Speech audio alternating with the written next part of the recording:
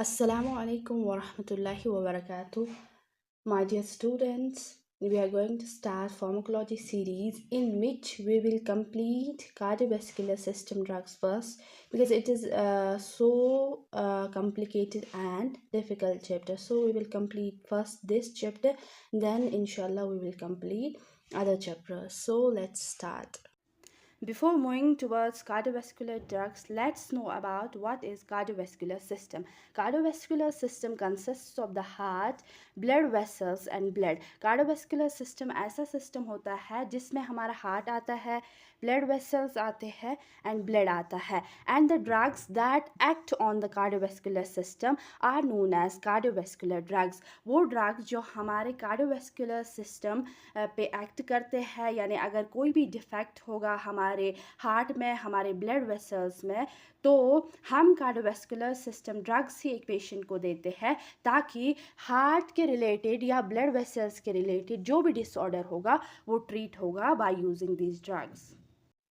अगर हम cardiovascular system drugs की डेफिनेशन की बात करते हैं तो कार्डियोवैस्कुलर सिस्टम ड्रग्स जो होते हैं, these are the drugs that act on CVS, that is the cardiovascular system. ये ड्रग्स जो होते हैं ये हम यूज़ करते हैं in the treatment of disorders related to the heart and blood vessels. Means ये ड्रग्स हम यूज़ करते हैं, ये ड्रग्स हम इस्तेमाल करते हैं disorders related to the heart and blood vessels को ट्रीट करने के लिए. यानी अगर कोई भी डिसऑर्डर होगा किसी पेशेंट को, किसके बारे में, किसके रिलेटेड, हार्ट के रिलेटेड या ब्लड वेसल्स के रिलेटेड, तो उस पेशेंट को ट्रीट करने के लिए हम कार्डियोवैस्कुलर सिस्टम ड्रग्स जो है उनका यूज़ करते हैं. यहाँ तक समझ में आए? कार्डियोवैस्कुलर ड्रग्स जो होते हैं ये हमें हेल्प करते हैं ब्लड प्रेशर को कंट्रोल करने में. Angina pectoris means chest pain, यानी चेस्ट पेन के लिए मेडिकल टर्म जो हम यूज़ करते हैं वो है एंजाइना पैक्टोरिस. तो एंजाइना पैक्टोरिस को ट्रीट करने के लिए हम कार्डियोवैस्कुलर ड्रग्स का यूज़ करते हैं. उसके बाद कार्डियोवैस्कुलर ड्रग्स हमें हेल्प करते हैं हार्ट फेलियर को मैनेज करने में. यानी अगर कोई हार्ट फेलियर पेशेंट होता है तो उसको ट्रीट करने के लिए भी, उसको मैनेज करने के लिए भी हम कार्डियोवैस्कुलर ड्रग्स का यूज़ करते हैं. उसके बाद ये ड्रग्स हमें हेल्प करते हैं हार्ट रिदम को रेगुलेट करने में. यानी अगर किसी पेशेंट की हार्ट रिदम जो है वो सही नहीं है, उसको रेगुलेट करने के लिए भी हम उस वाले पेशेंट को कार्डियोवैस्कुलर ड्रग्स ही देंगे तो रेगुलेट, और जिसके हार्ट रिदम सही ना हो उसको रेगुलेट करने के लिए हम कार्डियोवैस्कुलर ड्रग्स का ही यूज़ करेंगे. उसके बाद ये ड्रग्स हम उस टाइम पे भी यूज़ करेंगे कि अगर कोई पेशेंट उसमें क्लॉट फॉर्मेशन हो रहा है, यानी ब्लड क्लॉट्स बन रहे हैं ब्लड वेसल्स में, तो उसको उस ब्लड क्लॉटिंग को प्रिवेंट करने के लिए भी हम कार्डियोवैस्कुलर ड्रग्स का यूज़ करते हैं. यानी ये ऐसे ड्रग्स है जो हमें बहुत सारी कॉम्प्लिकेशंस को प्रिवेंट करने के लिए यूज़ होते हैं पेशेंट्स में. कार्डियोवैस्कुलर ड्रग्स कैसे एक्ट करते हैं? ये एक्ट करते हैं by affecting the heart, like ये हार्ट में जो हार्ट रेट है उसको इंक्रीज़ करेंगे या डिक्रीज़ करेंगे. अगर किसी पेशेंट का हार्ट रेट डिक्रीज़्ड है तो उसमें इंक्रीज़ करेंगे. ये अपना इफ़ेक्ट ऐसे दिखाएंगे by increasing the heart rate in patient. अगर किसी पेशेंट का हार्ट रेट ज़्यादा है तो उसमें ये पेशेंट का जो हार्ट रेट है उसको इंक्रीज़ करने की कोशिश करेंगे ताकि जो पेशेंट है वो नॉर्मल हो जाए. उसके बाद ये इम्प्रूव करते हैं कॉन्ट्रैक्टिलिटी ऑफ द हार्ट, यानी पेशेंट की जो हार्ट की कॉन्ट्रैक्टिलिटी है अगर वो इम्पेयर है तो ये इसको भी इम्प्रूव करते हैं जब ये अपना इफ़ेक्ट दिखाते हैं.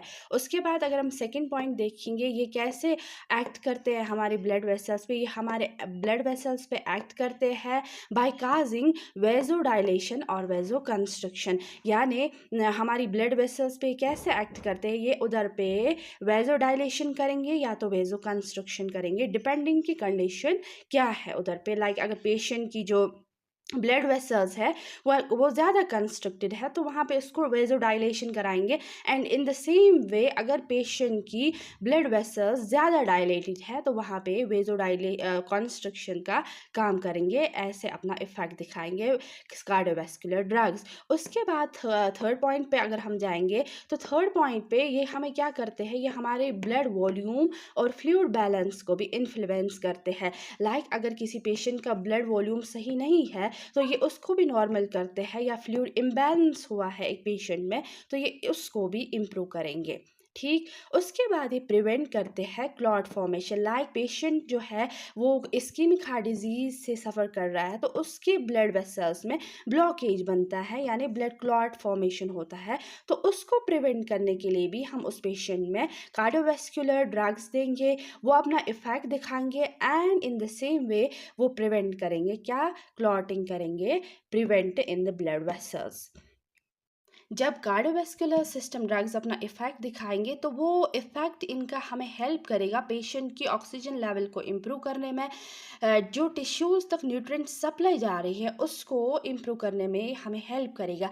एंड ये रिड्यूस करता है वर्कलोड ऑफ द हार्ट। इससे क्या होगा, वर्कलोड जो हार्ट पे था वो थोड़ा कम होगा।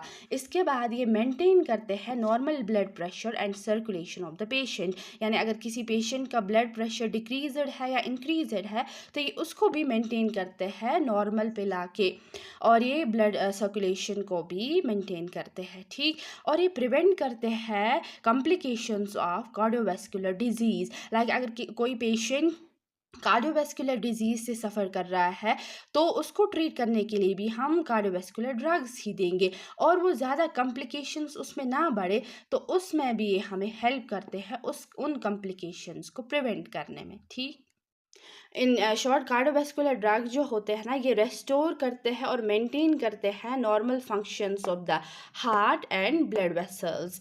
तो सिंपली आपको यही याद रखना है कि कार्डियोवैस्कुलर ड्रग्स वो ड्रग्स होते हैं जो हमारे ब्लड वेसल्स पे एक्ट करते हैं, जो हमारे हार्ट पे एक्ट करते हैं, और ये जब अपना इफेक्ट दिखाते हैं तो अगर कोई पेशेंट की हार्ट रेट ज़्यादा होती है तो उसको नॉर्मल करते हैं, कम होती है तो उसको नॉर्मल करते हैं, या ब्लड वेसल्स में कोई इफेक्ट होता है लाइक वेजोडाइलेशन कराते हैं, ये वेजो कंस्ट्रक्शन कराते हैं, तो ये अपना एक्शन ऐसे दिखाते हैं by constructing the blood vessels और by dilating the blood vessels.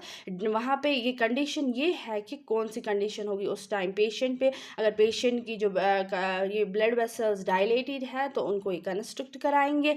In the same way अगर पेशेंट की ब्लड वेसल्स ज़्यादा कंस्ट्रक्टेड है तो उनको ये डायलेट कराएंगे ताकि पेशेंट का जो बीपी है वो नॉर्मल रेंज में आए।